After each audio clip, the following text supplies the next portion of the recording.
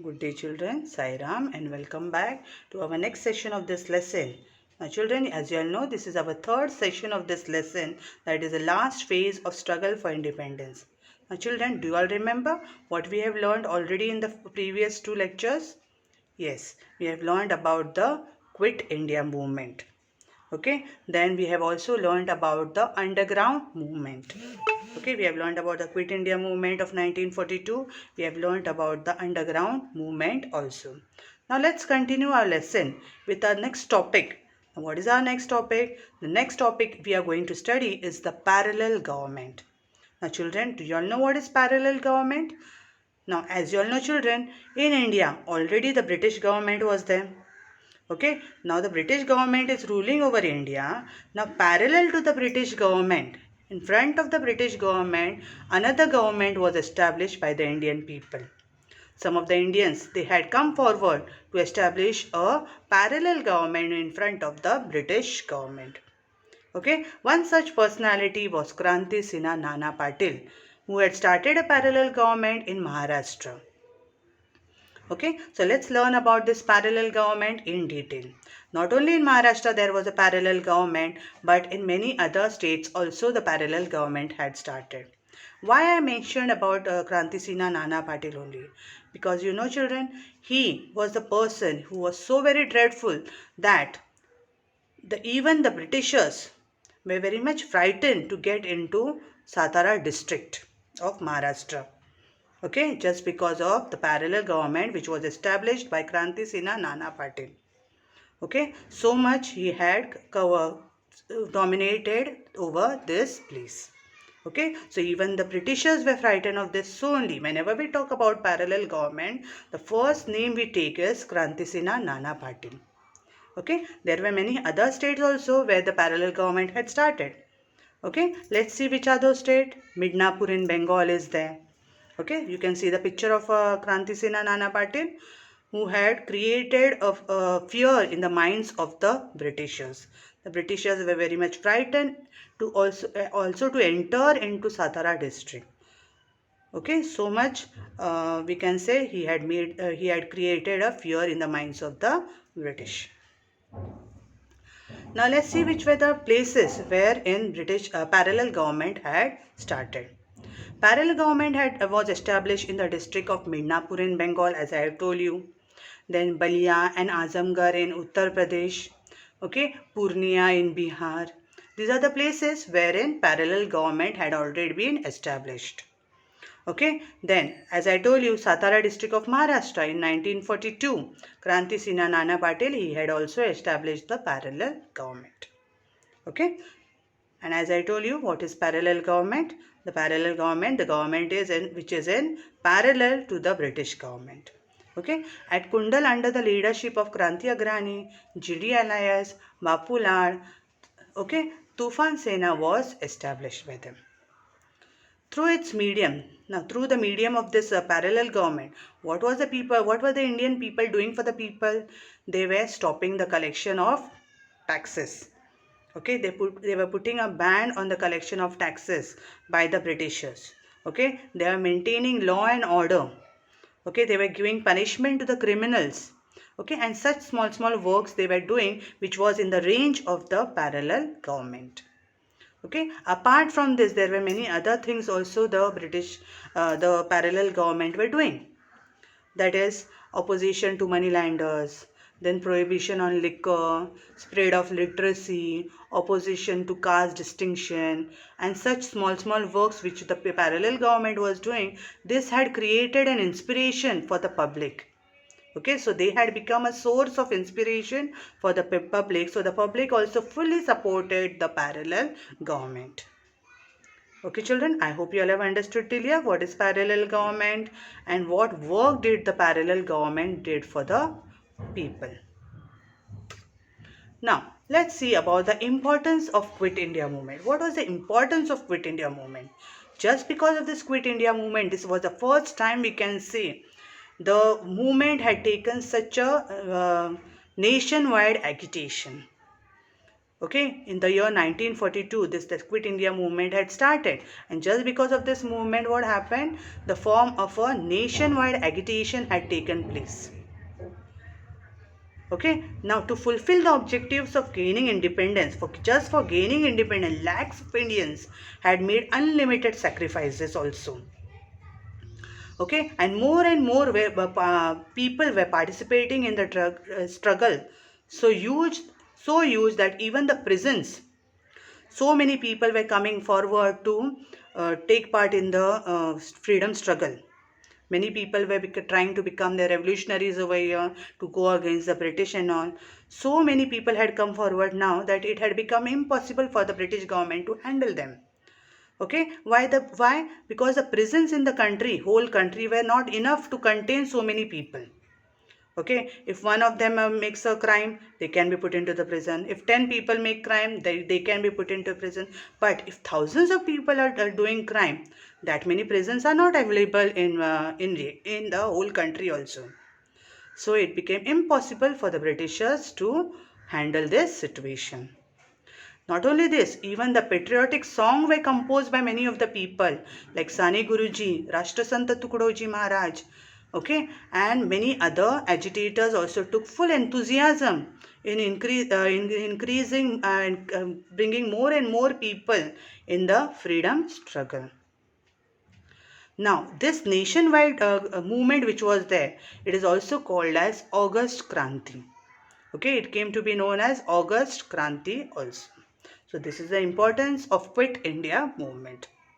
Okay, children. So this is what we call it as importance of Quit India movement. You can see over here the photograph of Rashtra Santa Tukdoji Maharaj. I hope children you will remember Rashtra Santa Tukdoji Maharaj, Sane Guruji. These are the people whom we have already learned in our 5th standard. Okay, we had a lesson on this two people. Okay, where we had seen their names, the work they were doing for the people, for cleanliness and all. You all must be knowing about it. Okay, so here is a picture of Rashtra Santa Tukdoji Maharaj. Next thing what we are going to learn is about the Indian National Army, that is the INA, which was also called as Azad Hind Sena. Now children, do you all remember Netaji Subhash Chandra Bose? Yes, very good. I know that you all must be remembering because he was the one of the freedom struggler. Okay, so as you all know children, Netaji Subhash Chandra Bose, he had taken phenomenal efforts for gaining independence of India. Now, during this time, what happened? Thousands of Indians were ready on the eastern border of India. Okay, eastern border of India to gain independence, to fight with the British and to gain independence. Now, who are these people? These people were the Azad Hind Sena. And who was their leader? The leader was Netaji Subhash Chandra Bose. Okay, now, Subhash Chandra Bose, he was an important leader also in the Indian National Congress. Okay, the Indian, that is the INC, Indian National Congress, he was one of the leader. Twice he had been appointed as the president. Okay, he was on the position of the president in the Indian National Congress twice. But he was of the opinion that now when England is fully busy in the Second World War, that time we should take a full advantage of the situation, okay, and make our movement more intense. He also said that now is the time that even we can take the help of the enemies of England. Those who are the enemies of England, we can take their help and we can fight against the Britishers and remove them from our country. But this opinion of Subhash Chandra Bose was not liked by everyone. Okay, not liked by everyone in the Indian National Congress because the senior, here you can see the picture of Subhash Chandra Bose. Because this opinion had created a difference between the other senior leaders of Congress. Okay, this opinion of Subhash Chandra Bose was not liked by everyone in the Indian National Congress. So this created a difference between them. So what did Subhash Chandra Bose do? He resigned from his post. Okay, he resigned from his post and he went and founded his own party which is known as Forward Bloc. Okay, and through this party, he tried to place his views in front of the people. Okay, he placed his views in front of the people that this is the time we can fight against the Britishers. Netaji appealed to the Indians to revolt against the British rule. Now, through this forward block, he started appealing to the people, just come out and fight against the British rule. Okay, and when the government came to know about this, he was put into prison. Okay, now Subhash Chandra Bose went on a fast unto death in the prison. When he was in the prison, he went on a fast unto death, because of which he started becoming more and more weaker. Seeing this condition of Subhash Chandra Bose, what did the government do? They put him under house arrest. Okay, that is, they put him into his own house, and there were the British government who were keeping a watch on him. Okay, that means his Subhash Chandra Bose, his own house became a jail for him, prison for him. Okay, but Subhash Chandra Bose was not ready to listen to all these things. What he did, he escaped from that house arrest in disguise. Okay, you all must be knowing about Shivaji Maharaj, how Shivaji Maharaj had escaped in disguise. Okay, same way here also, what did Subhash Chandra Bose do? He also escaped from the house arrest in disguise. Okay, and in April 1941, he reached Germany. Okay, when he reached Germany, he founded the Free India Center over there. Okay, from the Berlin radio station in Germany, what he did, he appealed to the Indian people to join in the armed struggle against the British. He started making appeal to the people, to the Indian people, to come and join up to the freedom struggle. That time, Rasbihari Bose, he invited Subhash Chandra Bose to Japan. Okay, Rasbihari Bose, he invited Subhash Chandra Bose to Japan. Why he invited over there? Because already Rasbihari Bose, he was, you can see the picture of Rasbihari Bose and Subhash Chandra Bose. Okay, these are the two revolutionaries. Okay. Now, Rasbihari Bose, who was already staying in Japan that time, okay, since 1915, he was organizing the Indian patriots living in the countries of Southeast Asia. He was collecting all the patriots, Indian patriots, okay, and he was making already a organization over there. Okay, and what was that organization named as? Indian Independence League. Okay, so Rasbihari Bose had established an organization called as Indian Independence League. Now what happened actually? A war was going on between Japan and England that time. Okay, so there were many prisoners of war. Okay, these prisoners of wars which was conquered by the Japanese people, they brought and gave it to handed it over to Rasbihari Bose. And so with the help of Captain Mohan Singh, Rasbihari Bose, what he did, he formed a battalion of these Indian prisoners. Okay, the prisoners of war which were there. Okay, as you all know, children, when a king is attacking on another king, okay, in return, if the king is losing, okay, his full army or his full wealth comes with the winner king. Same thing happened over here also with the Japan people. Japan attacked over England, who were there in India. Okay, and so when this conquering was going on, that time what happened?